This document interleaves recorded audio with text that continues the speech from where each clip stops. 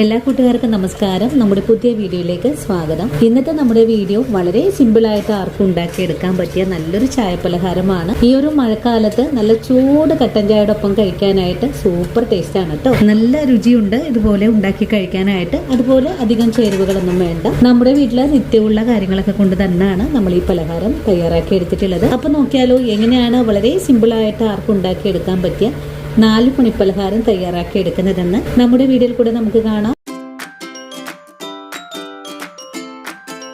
ഇനി നമുക്ക് 4 മണി പലഹാരം തയ്യാറാക്കാം. ഇതിനായിട്ട് നമുക്ക് ആവശ്യമായിട്ടുള്ളത് ചോറാണ് കേട്ടോ. നമ്മുടെ വീടുകളിൽ നിത്യമുള്ള ഒന്നാണ് ചോറ്. അപ്പോൾ ഈ ഒരു ചോറ് വെച്ചിട്ടാണ് ഇന്നത്തെ നമ്മുടെ സ്നാക്ക് തയ്യാറാക്കുന്നത്. ഇനി നമുക്ക് ഈ ചോറ് ഒരു മിക്സിയുടെ ജാറിലേക്ക് മാറ്റിയിട്ട് ഒന്ന് കറക്കിയെടുത്തിട്ട് വരാം. കറക്കിയെടുക്കുന്ന സമയത്ത് ഇതിലേക്ക് വെള്ളമൊന്നും ചേർക്കരുത്. ആ ഒരു മിക്സിയുടെ ജാറിലിട്ട് ഒന്ന് ക്രഷ് ചെയ്തെടുത്താൽ മതിയാകും. ഒരുപാടൊന്നും അരഞ്ഞൊന്നും പോവേണ്ട ആവശ്യമില്ല. അങ്ങനെ ചോറ് അരച്ചെടുക്കുന്നതിനായിട്ട് മിക്സിയുടെ ജാറിലേക്ക് മാറ്റിയിട്ടുണ്ട്. അങ്ങനെ അരച്ചെടുത്തിട്ടുള്ള ചോറ് ഒരു പാത്രത്തിലേക്ക് മാറ്റുവാണ്. ഒരുപാടൊന്നും അരഞ്ഞൊന്നും പോയിട്ടില്ല. അല്പം തരിതരിപ്പായിട്ടാണ് ഞാനിവിടെ അരച്ചെടുത്തിട്ടുള്ളത്. ഇനി നമുക്ക് ഈ ചോറെല്ലാം ഒരു പാത്രത്തിലേക്ക് മാറ്റാം. ചോറ് ഇപ്പം അരച്ചെടുക്കാൻ നിങ്ങൾക്ക് ബുദ്ധിമുട്ടാണെങ്കിൽ കുറച്ച് കൈവെള്ളം കൂടെ ഒഴിച്ചിട്ട് അരച്ചെടുക്കാവുന്നതാണ്. ചോറ് മുഴുവൻ അരച്ച് മാറ്റിയാൽ ഇനി നമുക്കിതിലേക്ക് ഒരു ചെറിയ സവാള, ഒരു കഷ്ണം ഇഞ്ചി പൊടിയായി കട്ട് ചെയ്തത്, ഒരു 3 പച്ചമുളക് കട്ട് ചെയ്തത്, അതുപോലെ കുറച്ച് കറിവേപ്പില നുറുക്കിയത്, നിങ്ങൾക്ക് മല്ലിയില വേണമെങ്കിലും ചേർക്കാം. ഇനി നമുക്ക് കട്ട് ചെയ്ത ചേരുവകൾ ഈ ഒരു ചോറിലേക്ക് ചേർക്കാം. ഇനി നമുക്കിതിലേക്ക് ആവശ്യത്തിനുള്ള ഉപ്പ് ചേർക്കാം. ചോറിൽ ഉപ്പ് ചേർത്താണ് വേവിക്കുന്നതെങ്കിൽ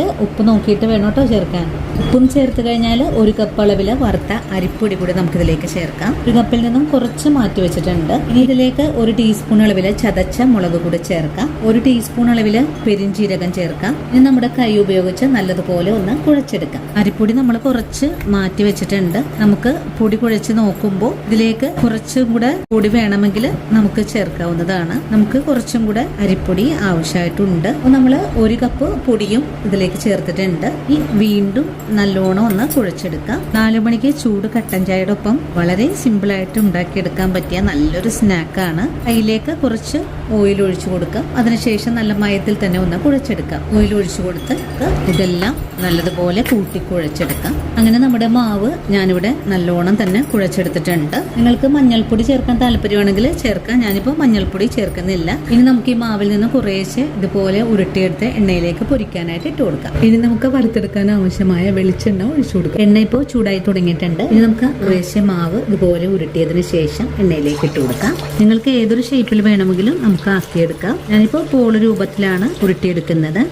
അങ്ങനെ ആദ്യ തവണ ഒന്ന് എണ്ണയിലേക്ക് പൊരിക്കാൻ ഇട്ടിട്ടുണ്ട്. അങ്ങനെ എണ്ണയിലേക്ക് പൊരിക്കാൻ ഇട്ടിട്ട് ഒരു 2-3 മിനിറ്റ് ഒക്കെ കഴിഞ്ഞിട്ടുണ്ട്. ഇനി നമുക്കിതൊന്ന് മറിച്ചിട്ട് കൊടുക്കാം. മറിച്ചിട്ട് കൊടുത്താൽ പിന്നെ ഫ്ലെയിം ഒന്ന് കുറച്ചാണ് വെച്ചു കൊടുക്കേണ്ടത്. 2 ഭാഗവും ഒരുപോലെ മുരിവായി വന്നാൽ പിന്നെ നമുക്ക് തിരിച്ചു മറിച്ചൊക്കെ ഇട്ട് കൊടുത്ത് ഒന്ന് മുരിയിച്ചെടുക്കാം. ഇനിയിപ്പോൾ വീണ്ടും നല്ലതുപോലെ ഒന്ന് മറിച്ചിട്ടൊക്കെ കൊടുക്കാം. അരിപ്പൊടിയൊക്കെ ചേർത്തിട്ടുള്ളത് കൊണ്ട് ഒരുപാട് എണ്ണയൊന്നും കുടിക്കില്ല. 2 ഭാഗവും മുരിവായി വന്നിട്ടുണ്ട്. ഇനി നമുക്ക് ഫുൾ ഫ്ലെയിം വെച്ചു കൊടുക്കാം. ഫുൾ ഫ്ലെയിം വെച്ചു കൊടുത്ത് ഒന്നുകൂടെ എണ്ണയിലിട്ട് മുരിയിച്ചെടുത്തതിന് ശേഷം കോരി മാറ്റാം. ഇപ്പോൾ നമ്മുടെ പലഹാരത്തിന്റെ കളറൊക്കെ ഒന്ന് ചേഞ്ച് ആയി വന്നിട്ടുണ്ട്. ഇതുപോലൊരു പരുവമായാൽ പിന്നെ നമുക്ക് എണ്ണയിൽ നിന്നും കോരി മാറ്റാം. ഇനി ഒരു അരിപ്പ പാത്രത്തിലേക്ക് കൂടെ മാറ്റാം.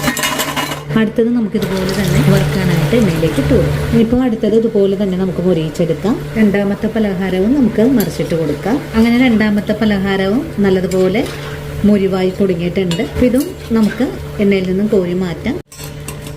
അങ്ങനെ നമ്മുടെ പലഹാരം ഞാനിവിടെ എല്ലാം പൊരിച്ചെടുത്തിട്ടുണ്ട്. ഇനി നമുക്കിതൊരു സെർവിങ് പ്ലേറ്റിലേക്ക് കൂടെ മാറ്റാം. അപ്പോൾ കണ്ടല്ലോ കൂട്ടുകാർ, എത്ര എളുപ്പത്തിലാണ് നമ്മൾ ഈ പലഹാരം തയ്യാറാക്കി എടുത്തിട്ടുള്ളത്. നമ്മുടെ വീട്ടിലെ നിത്യമുള്ള ഒന്നാണ് ചോറ്. ചോറ് വെച്ചിട്ട് ഇത്രയും ക്രിസ്പി ആയിട്ടുള്ള ഒരു പലഹാരം നിങ്ങൾ ഇതുവരെയും തയ്യാറാക്കി കഴിച്ചിട്ടില്ലെങ്കിൽ തീർച്ചയായിട്ടും നമ്മുടെ വീഡിയോ കണ്ട് തയ്യാറാക്കി നോക്കണേ. തയ്യാറാക്കി നോക്കുമ്പോൾ നിങ്ങൾക്ക് ഈ ഒരു പലഹാരത്തിന്റെ സ്വാദ് ഇഷ്ടപ്പെടുവാണെങ്കിൽ ചേച്ചി ഒന്ന് സപ്പോർട്ട് ചെയ്യാൻ മറക്കരുത്. അതുപോലെ വീഡിയോ കുറിച്ചുള്ള അഭിപ്രായങ്ങൾ കമന്റ്സ് ആയിട്ട് അറിയിക്കാനും മറക്കരുത്. ആദ്യമായിട്ട് നമ്മുടെ വീഡിയോസ് കാണുന്നവരാണെങ്കിൽ നമ്മുടെ പേജ് ഒന്ന് ഫോളോ ചെയ്ത് നമ്മുടെ ഫാമിലിയിലെ മെമ്പർ ആകാനും മറക്കരുത്. അപ്പോൾ ഇനി നല്ലൊരു വീഡിയോ ആയിട്ട് നാളെയും കണ്ടുമുട്ടാം. അതുവരെ ഒത്തിരി സ്നേഹത്തോടെ വീണ്ടും കാണാം.